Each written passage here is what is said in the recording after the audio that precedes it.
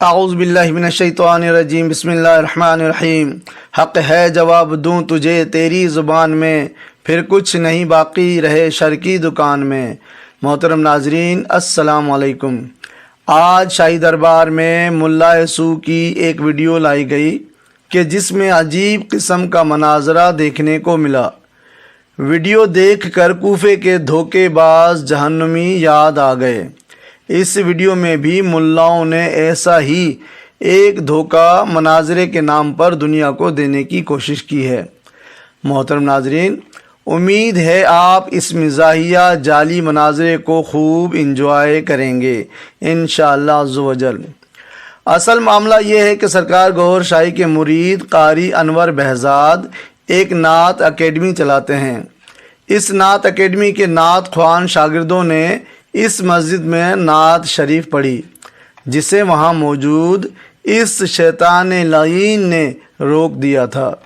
جب قاری صاحب نعت شریف سے روکنے کی وجہ معلوم کرنے مسجد پہنچے تو وہاں پہلے سے پری پلان منصوبے کے تحت کوفی ملاؤں نے انہیں مسجد میں بٹھا کر اس نشست کو مناظرے کا نام دے دیا، اور پھر پورا وقت اللہ کے گھر میں اپنے مولوی ڈبہ پیر اشرف جلالی کی سکھائی گئی تعلیمات یعنی گالیاں اور مغلظات بکتے رہے۔ یاد رہے کہ یہ مولوی پیر اشرف آصف جلالی وہی بدبخت ملا ہے کہ جس نے حضرت فاطمہ الزہرا رضی اللہ تعالی عنہ کی شان پاک میں سخت ترین گستاخی کی تھی، اور اسی گستاخی کی سزا میں جیل کی سزا بھی کاٹی۔ سینکڑوں علماء حق، مفتیان عظام اور پیران کرام نے اس ملعون جلالی کو گستاخ اور کافر قرار دیا ہے۔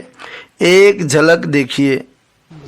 آصف اشرف جلالی صاحب نے قرآن کی آیت اور نبی کے فرمان کی صریح مخالفت کر کے یہ ثابت کر دیا کہ اس کائنات میں پاک بطول سلام اللہ علیہا کا سب سے بڑا جو دشمن ٹھہرا وہ آصف اشرف جلالی ہے، جس کا حیا فرشتے کرتے ہیں۔ آصف جلالی، تو نے بنت پیغمبر کا حیا نہ کر کے ان پہ الزام لگا کے اپنے لیے جہنم خریدی ہے، تیری توبہ بھی قبول نہیں ہوگی۔ نبی علیہ السلام کی اس حدیث کے مبارک بھی، اس حدیث مبارکہ کے مطابق بھی آصف اشرف جلالی دائرہ اسلام سے خارج ہے۔ جعلی مناظرے میں نظر آنے والے سب مولوی اسی گستاخ کے پیروکار ہیں۔ ہمیں ان شیطانوں کی زبان اور گستاخیوں پر حیرت اس لیے بھی نہیں ہے کہ جب یہ لوگ اماں فاطمہ رضی اللہ تعالی عنہ کی شان پاک میں گستاخی کر سکتے ہیں تو پھر کوئی بھی مسلمان یا ولی اللہ ان کے جھوٹ، تہمت، بہتان، غلیظ زبان، فساد، شر اور مکر سے محفوظ کیسے رہ سکتا ہے؟ لیکن ہم اپنا جواب علمی تہذیب کے دائرے میں دیں گے کہ ہمیں مرشد پاک نے ادب ہی سکھایا ہے۔ ناظرین، اب اس ویڈیو کا علمی آپریشن کر کے آپ کو عالمانہ روپ میں چھپے کئی شیطان اور گستاخ دکھاتے ہیں۔ سب سے پہلے اس بے نور، پھٹکار زدہ، ٹیڑھے منہ والے جہنمی چہرے کو دیکھیے۔ یہی فساد اور شر کی اصل جڑ اور بنیاد ہے۔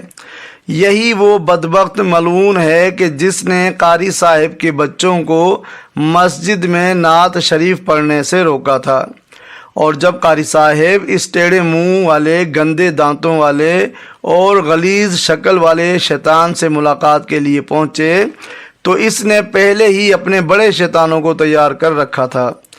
پوری ویڈیو میں سب سے زیادہ اچھل کود کرتا ہوا یہی کالا غلیظ شیطان نظر آتا ہے۔ واضح دیکھا جا سکتا ہے کہ بہت سے مولوی پری پلان کے تحت بہت ساری اسلامی کتابوں کے ساتھ بیٹھے ہیں تاکہ دنیا اسے مناظرہ سمجھے، جبکہ سرکار گوھر شاہی کے مرید قاری انور صاحب کے پاس نہ تو کوئی کتاب ہے اور نہ ہی مددگار علماء کرام، یعنی وہ مناظرے کے لیے آئے ہی نہیں تھے۔ ان منافق مولویوں نے اپنا جھوٹ اپنے ہی ہاتھوں میں پکڑا ہوا ہے، یعنی ان مولویوں کے پاس ڈرامے اور دھوکے بازی کے لیے تو بہت ساری کتابیں ہیں، لیکن جس عظیم ہستی گوہر شاہی پاک پر جھوٹ بول کر رب کی لعنت لینے کے لیے جمع ہوئے ہیں، ان کی ایک بھی ذاتی اور اصل کتاب ان لعنتیوں کے پاس نہیں تھی، بلکہ اصل کتاب کی جگہ ہاتھ سے لکھے ہوئے جھوٹ کا ایک پلندہ کاغذوں کی شکل میں ان کے ہاتھ میں تھا۔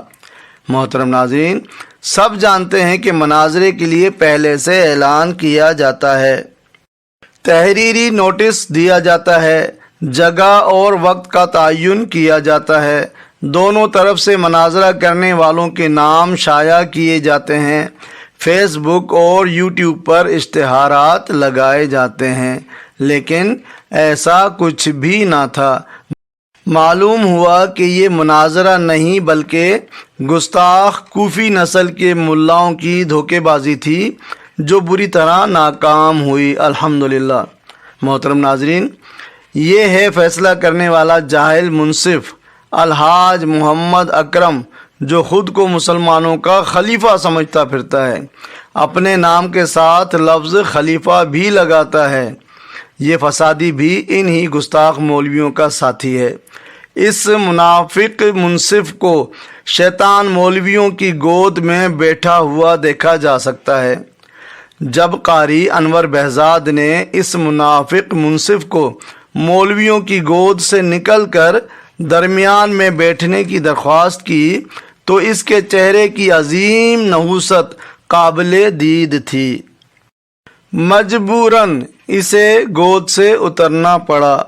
اللہ کا کرم ایسا ہوا کہ اس کے منہ سے ایک سچ بھی نکل گیا۔ اس نے قاری صاحب کو بتایا کہ وہ جاہل ہے اور تسلیم بھی کیا کہ قاری صاحب اہل علم ہیں۔ سبحان اللہ۔ سنیے اسی جاہل منصف کی زبانی۔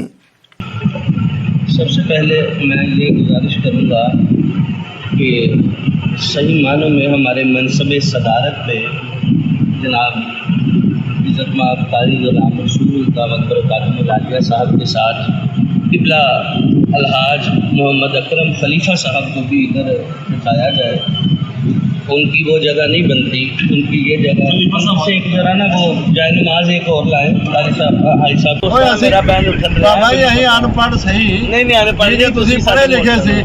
محترم ناظرین، اندازہ کیجئے کہ ایک جاہل آدمی اس دور کا منصف ہے جو خدا کے گھر میں بیٹھ کر جھوٹا اور جاہلانہ فیصلہ بڑی ڈھٹائی سے کر رہا ہے۔ مخالف ویڈیو میں دیکھا جا سکتا ہے کہ قاری صاحب نے جیسے ہی اپنا تعارف مکمل کیا تو ویڈیو کٹ سے سین بدلا اور مولویوں کی گود میں بیٹھنے والے جاہل اکرم نے اپنے من پسند جملے لکھنے کے لیے قاری صاحب پر دباؤ ڈالا۔ قاری صاحب دباؤ میں تو نہ آئے لیکن اپنا عقیدہ بیان کر دیا کہ جو کوئی بھی توحید کا اور ختم نبوت کا انکاری ہے ہم ان سب پر لعنت بھیجتے ہیں۔ لیکن جناب شیطان کے بچے نے نہ ماننا تھا نہ مانا۔ جاہل منصف فوراً کھڑا ہوا اور قاری انور صاحب کو جھوٹا کہہ کر اپنے شیطانوں کو اٹھنے کا حکم دیا، یعنی راہ فرار کا راستہ دکھایا۔ جاہل منصف اکرم کے جاہلانہ الفاظ بھی سنیے کہ جسے کسی بھی ذی شعور نے قبول نہیں کیا۔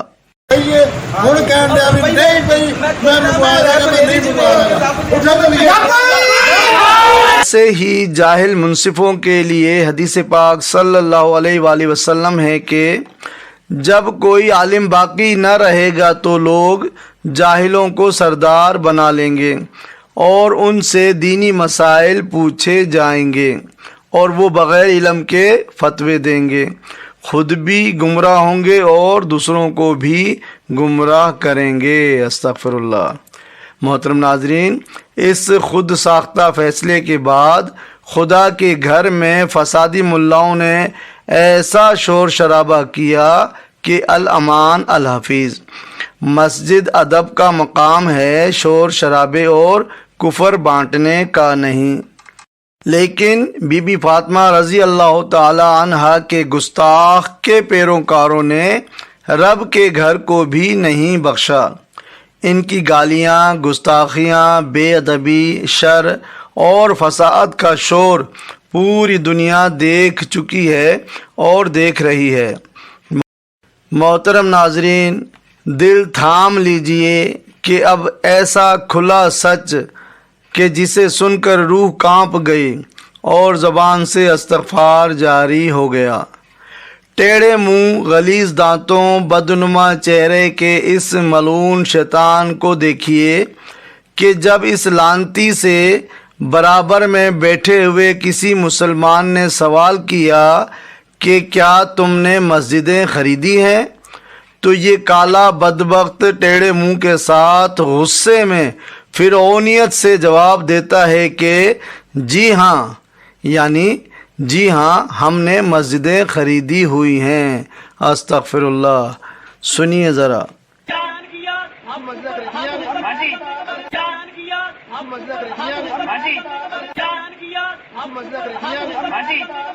محترم ناظرین، آخری دور کے ان ہی خنزیروں کی فرعونیت کے لیے ہی حدیث پاک صلی اللہ علیہ وآلہ وسلم ہے کہ ان قریب لوگوں پر ایک ایسا وقت آئے گا کہ اسلام میں صرف اس کا نام باقی رہ جائے گا اور قرآن میں سے صرف اس کے نقوش باقی رہیں گے۔ ان کی مسجدیں بظاہر تو آباد ہوں گی مگر حقیقت میں ہدایت سے خالی ہوں گی۔ ان کے علماء آسمان کے نیچے کی مخلوق میں سب سے بدترین ہوں گے۔ ان ہی میں سے دین میں فتنہ پیدا ہوگا اور ان ہی میں لوٹ جائے گا۔ استغفر اللہ۔ محترم ناظرین، آئیے اب آپ کو اماں فاطمہ رضی اللہ تعالی عنہا کے گستاخ اور بدبخت اشرف جلالی کے دو جھوٹے مولویوں پر اللہ عز و جل کی براہ راست پڑتی ہوئی لعنت دکھاتے ہیں۔ قرآن پاک میں ہے کہ جھوٹے پر اللہ کی لعنت ہے۔ ان لعنتی ملاؤں نے سرکار گور شاہی پاک پر قادیانی کافر کا حامی ہونے اور مہدیت کے دعوے کا جھوٹ بکا۔ جبوں اور دستاروں کے پیچھے چھپے ان ملعونوں کا جھوٹ بھی سنیے اور سرکار گور شاہی پاک سے حق بھی سنیے اور براہ راست لعنت دیکھ کر قرآن پاک کے معجزے پر اش اش کر اٹھیے۔ مرزا کانے کو نبی کہنے والوں پہ کی حمایتیوں ریاض گور شاہی کے جو کہ مرزا قادیانی کا حمایتی ہے، جس نے امام مہدی کا بھی دعویٰ کیا ہوا ہے۔ بے شک۔ اچھا، آپ کا مرزا قادیانی کے بارے میں کیا خیال ہے؟ میں تو اس کو صحیح نہیں، کیونکہ نبوت ختم ہو چکی ہے، تو جو بھی نبوت کا دعوے دار ہے ہماری نظروں میں۔ پچھلے دن انہوں نے یہ ان کے ایک نمائندے نے کہا ہے کہ ہم بھی آخری نبی حضرت محمد صلی اللہ علیہ وسلم کو تسلیم کرتے ہیں۔ اس کا مقصد ہے آپ تسلیم ضرور کرتے ہیں لیکن آپ اس کی پیروی کیوں کرتے ہیں جس نے نبوت کا دعویٰ کیا ہے؟